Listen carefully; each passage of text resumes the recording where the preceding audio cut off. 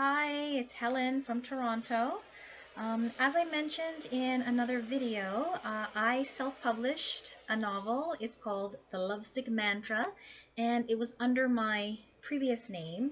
I am going to do a new cover with my maiden name. I'm Helen Strategos, and this is the back. So, again, I just wanted to read another excerpt. Again, this is a romance with some supernatural elements.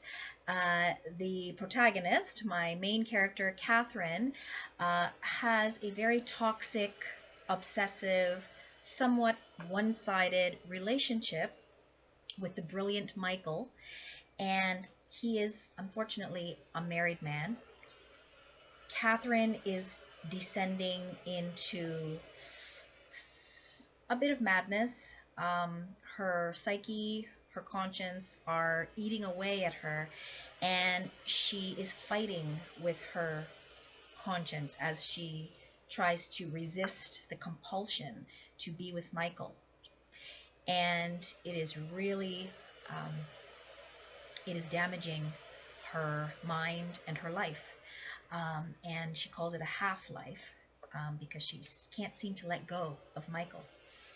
So we are going to see how she navigates this and if she survives, because Michael is slowly, I guess, dismissing her, and this is wreaking havoc on her psyche.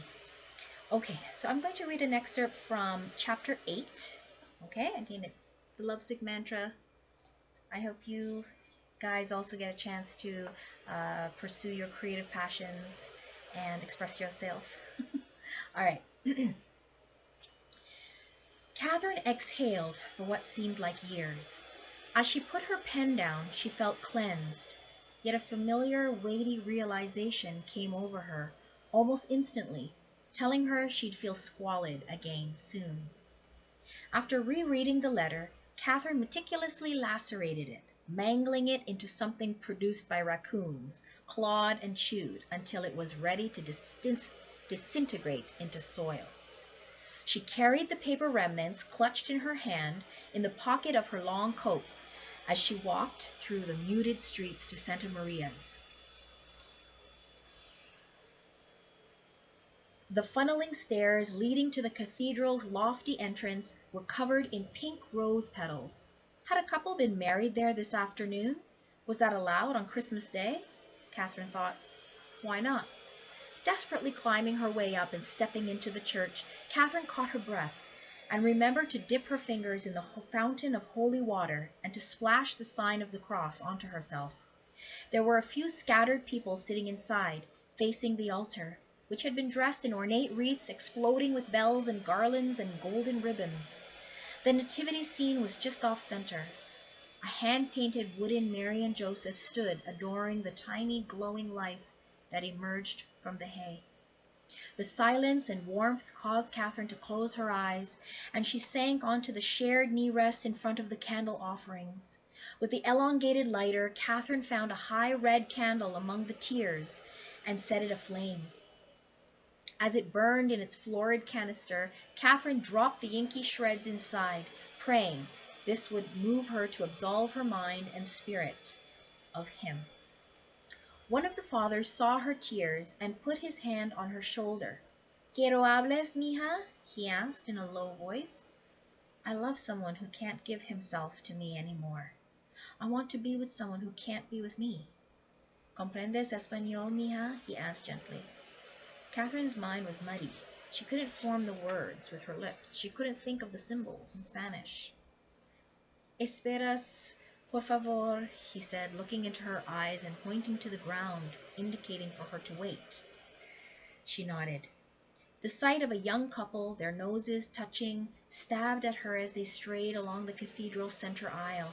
Despite being in this holy place, the auburn-haired girl wouldn't take her palms off her lover's torso, and he, unshaven and several years older, nearly strangled her with his exposed arm, the shirt sleeve shoved away so their skin grazed. As they clumsily sidestepped Catherine and headed toward the cathedral's cloakroom, Catherine heard their soft laughs and remembered what it felt like to forget the world, to abandon it for a place of endless forgiveness, bliss, and the expanding, exploding anticipation of a touch. Her stomach twisted, and she tried to swallow the catch in her throat. In vain. Her tears came again, and she tried to quietly wipe them with her knuckles. Soon the father returned to her with another priest. "Hello, mija, I am Father Marcasio," he spoke. Catherine inhaled and nodded a greeting. "You would like to speak about something? Yes? Come." The purple and gold-robed priest's face was garnished with a full silver beard, and he linked his hands together in front of him as the Dalai Lama and all holy men seemed to do. Catherine began to feel soothed. Her heartbeat slowed a little. They sat in the front pew, near the golden pipe organ, and the priest smiled at her. As soon as she opened her mouth, she felt ashamed. It was as though her voice was echoing her sins throughout the house of God. "You must not worry, please. I will never speak of what you did. I will never speak of what you tell." Catherine's mind raced, trying to think of the first word. "I love someone." "Yes? I can't let go. I can't let go. Someone who has passed? Who is married. I see." His face revealed no shock, as she feared. He merely nodded, his eyes half closed, as if trancing. "You wish to ask Christ for forgiveness for this trespassing?" "Yes, and I wish to ask him what to do." Within the Gospel according to Matthew, Father's words sounded quiet and firm. Jesus invites us to a magnificent feast at his table. We must accept his invitation and not peck little crumbs off the ground. Catherine was still, the words seeping inside of her. "Yes, I understand. You see, there is no confusion. Yes, you must choose to sit at the table with the Lord, feasting. You must not scavenge for crumbs. You understand?" Strangely, these words dissolved her twisted feelings.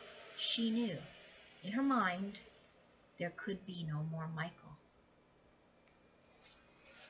So we think there is a turning point here, as the words of the priest give her this vision of what she is missing in her life. She knows that instinctively, but such a sort of blatant explanation of what her life could be if she did not pursue this very toxic path.